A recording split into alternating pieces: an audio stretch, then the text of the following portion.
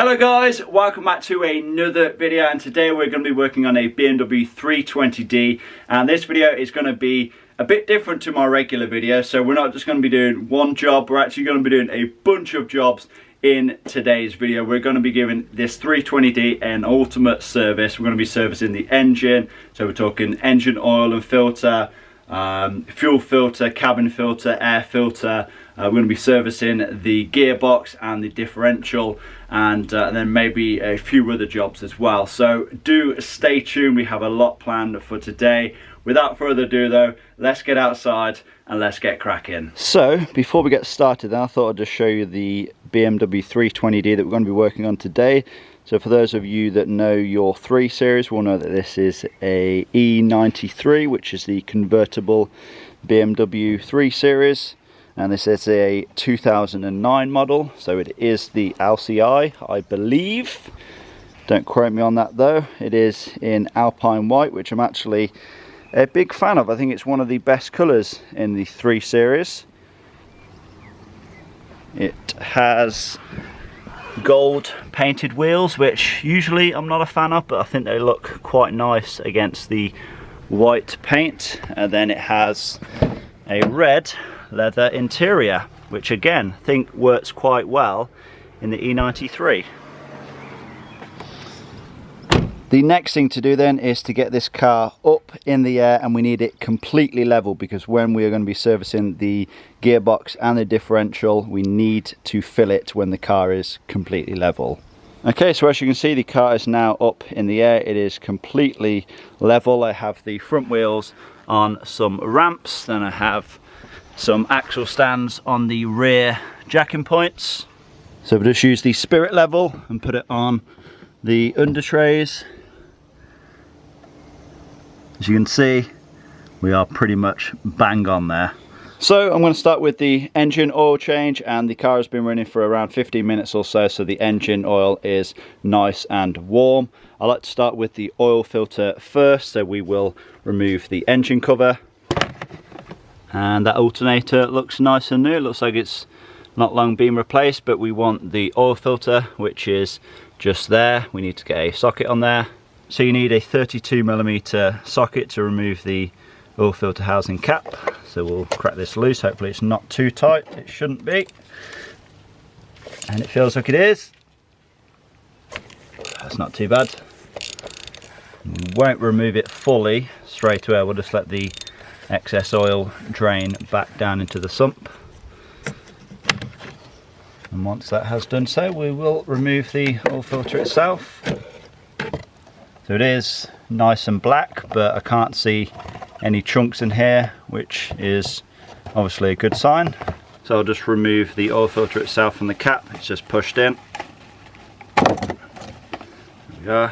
Damn, this thing is hot. And now as we come underneath the car, it's time to drain the oil with the drain plug there. And that takes a 17mm socket.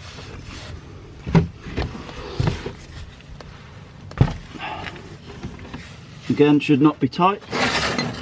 We will slowly remove it, and hopefully not end up with oil down our arm. We'll see. We actually have a replacement drain plug, so I'm just going to drop this straight into the pan. There we are. And to help that drain a little bit easier, it's always best to remove the oil filler cap. And while we leave the oil to drain, we may as well get the new oil filter ready. So here we have a MAN filter. This should contain the replacement seal for the oil filter housing cap, and also the new crush washer for our new sump plug. So first things first, I'm just going to remove the existing seal from the oil filter housing cap, and I can already see that this is quite brittle, so this is not good. Yeah, it's definitely lost its elasticity. So I'm just going to give the oil filter housing cap a good clean. Okay, so it's now time to install our new O-ring, which I have lubed up with some oil, just so it doesn't pinch when it gets torqued down.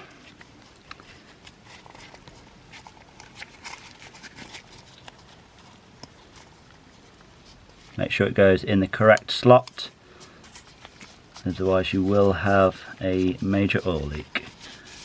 There we are. Then we can get our new oil filter, and this just pushes into the cap. And there we are, that's that done. And now if we get our new drain plug and install the new crush washer, and that's that done.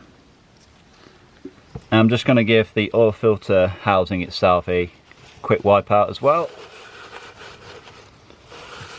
And now we can install the new oil filter itself. Now it's very important that you make sure that this notch here goes down into the respective hole in there, and then you can twist this on. So make sure that it does line up.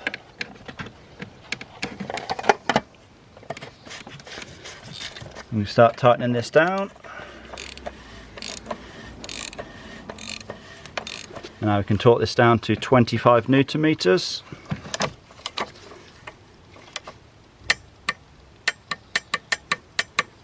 There we are. Now, as you can see, the oil has pretty much completely drained out now, so I'm going to install the new drain plug, and again torque this down to 25 Newton meters.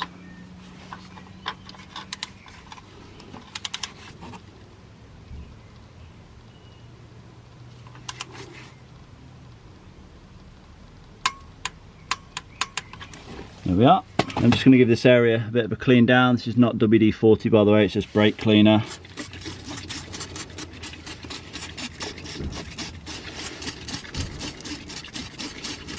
Looks like there may be an oil leak, because majority of this was here before. There we are, it's nice and clean around the drain plug now, so we should be able to see if we have any leaks from there when it comes to starting this up for the first time. Now before we start to fill up with oil, I'm just going to give the filler cap a bit of a clean up, just to stop any of this from falling down into the engine. I'm also going to give the dipstick a bit of a clean as well.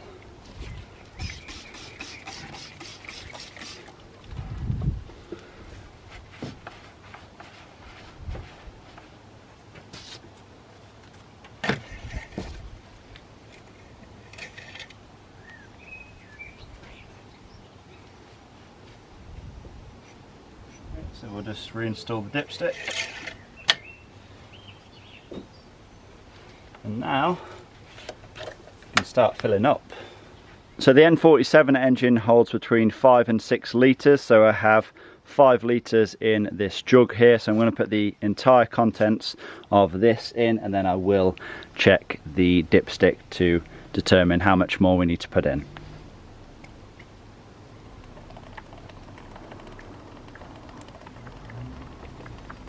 Golden syrup.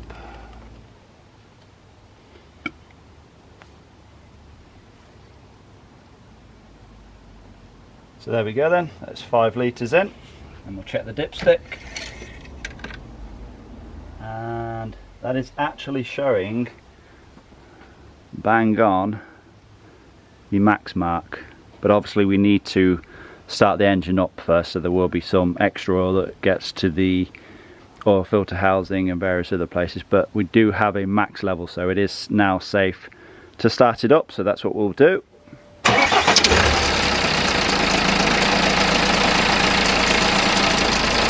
And now what we'll do is we'll give it 5 minutes, let the oil drain back down into the sump, and then we'll check the level again. So I gave it 5 minutes, let the oil drain back down into the sump, check the dipstick, it was at the halfway mark, then I added another half a litre, and it is now bang on the maximum. Next thing then is the engine air filter. Now this is a reusable performance air filter, so we are going to be giving a good thorough clean and then reinstalling. Now I'm actually going to be removing the air box itself, because if you look at the state of the outside of the box, there's a good chance that the inside may be something similar. So yeah, there's usually a buildup of leaves or whatever else which gets dragged through the intake. So I'm just going to remove the air box itself. It's just held in by a couple of 10mm bolts, and then just remove the intake pipe here and disconnect the MAF sensor, and yeah, we'll give that a good clean out.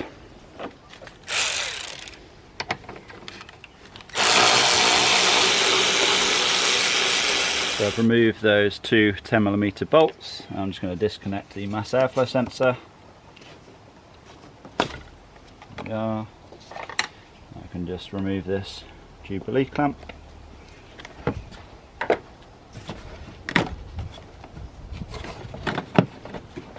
So to remove the airbox, it's not necessary to remove the front ducting part, but for the sake of removing 3 screws, it's just 3 T20 screws. I may as well do so and give this a clean out as well. But now this should all be able to come out in one piece. And looks like we have some kind of hose, which is not even connected to anything. So here is how we are looking with everything disassembled.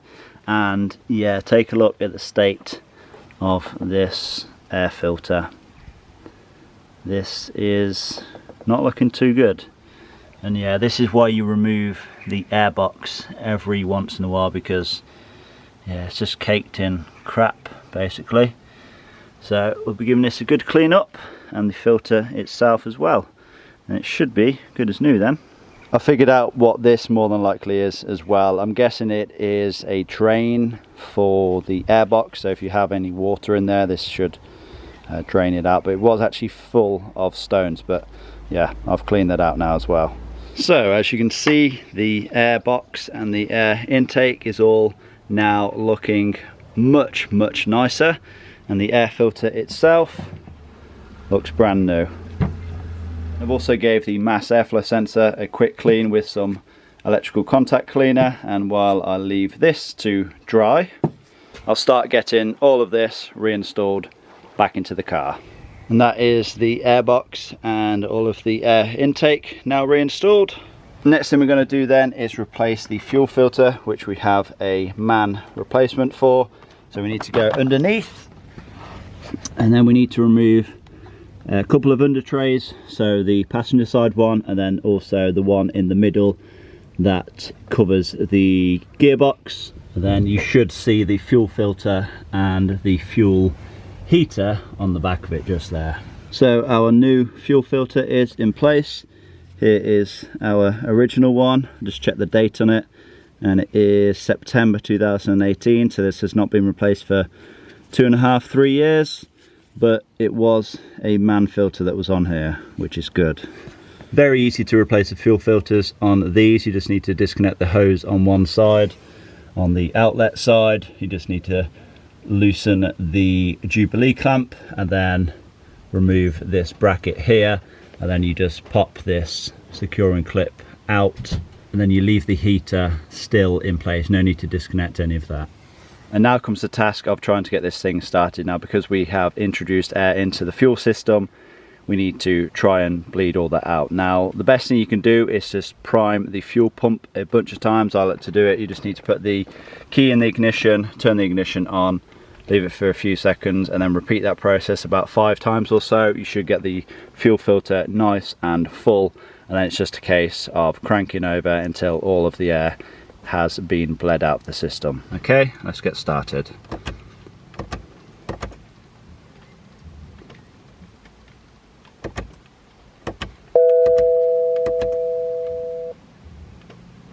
Now let's try and fire it up.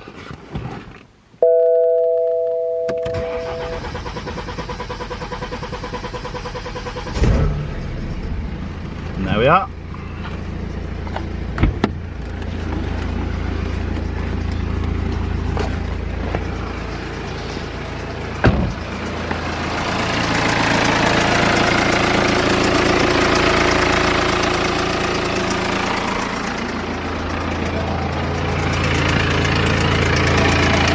Just make sure we don't have any leaks.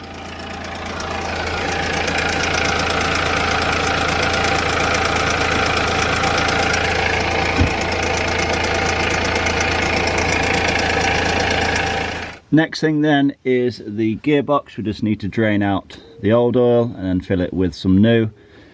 When it comes to the gearbox, there is a drain plug which is in the middle here, and then there is a fill plug on the side. Before you do anything, make sure you can remove the fill plug, because if you don't and you remove the drain plug and then you, for whatever reason, you round off or you can't remove the fill plug, you then have no way of filling your gearbox up. So I have already cracked loose the drain plug, sorry, the fill plug.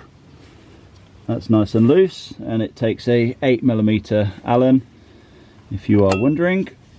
So now I'm going to crack loose the drain plug.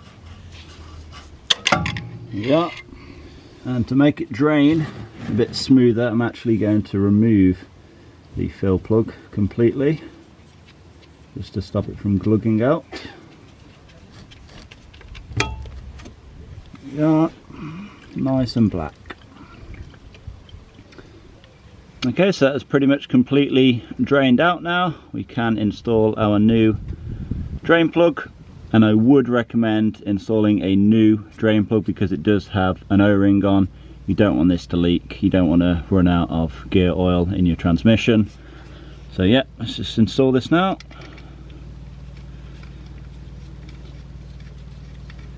And now it's time to get this thing refilled, and the correct fluid that you're going to need is MTF LT3 75W GL4 spec. And there we go then, we have just less than 2 litres of new fresh gearbox oil in there now. As you can see, I've reinstalled the fill plug, and essentially you want to just keep filling, obviously while the car is perfectly level, just keep filling until you have a steady stream of fluid drip from the fill plug. I've tightened both of them down, and that is us pretty much done under here now, so we can start reinstalling these under trays. Okay, so the last thing to do is change the differential oil, and yeah, let me explain. Now, because this is a convertible, I guess BMW put extra support underneath, you know, just for rigidity and whatever else, because it doesn't have a proper roof. But for whatever reason, this thing was in the way of the differential fill bolt. It's kind of like a bush, and that was bolted into there, and you could no way get onto the fill bolt there. So what I had to do is unbolt this support here, and then unbolt it further along, 1 bolt on either side, and then I could remove that bush that was just held in by 2 long bolts that go into the subframe. But yeah, now I can access the fill bolt. On these differentials there is only a fill plug, there is no drain plug, so essentially you have to suck out the old fluid with a hand pump, which is exactly what I'm going to do. Okay, so I have already pumped the old fluid out. It's time to start pumping the new fresh fluid in. Again, it's the same with the same as the gearbox. You need to have the car completely level, and then you just fill it up until you have a steady stream coming out of the fill plug. The differential holds just over 1 litre of fluid, I believe.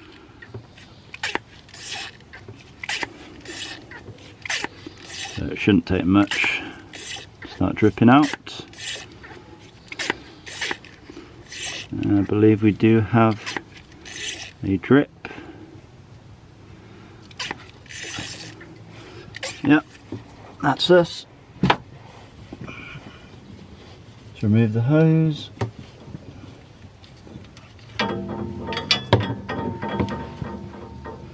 Now we can get our new fill plug.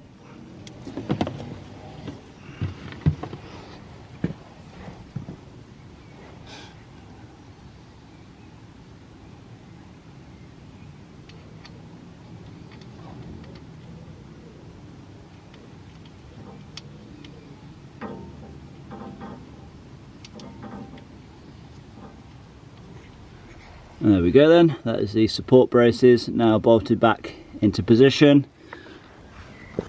And it's now time to get the car back on the ground. But we do still have one more job, and that is the cabin air filter. That just goes in the cabin air filter box there, of course. Now I'm actually going to wait to install this. I'm going to give the engine bay a good clean out first. I'm probably going to clean the filter box out, and then I will install the new cabin filter. Okay, so kind of just in the process of giving the engine bay a good clean. As you can see, it's already looking tons better. I'm just going to swap out the old filter now. As you can see, this thing is filthy, full of pollen and leaves and God knows what else. So we'll just pop this out. Very easy to remove. Not that easy one-handed though. There we are, that's that popped out. Do we have a manufacturer on here? Yep, I can see MAN, which is good. But yep, this is ready for the bin. There we are then, that's our fresh new charcoal cabin air filter. As you can see, I've gave the tray a good wipe out as well. Now let's just get this reinstalled and then let's wrap this job up.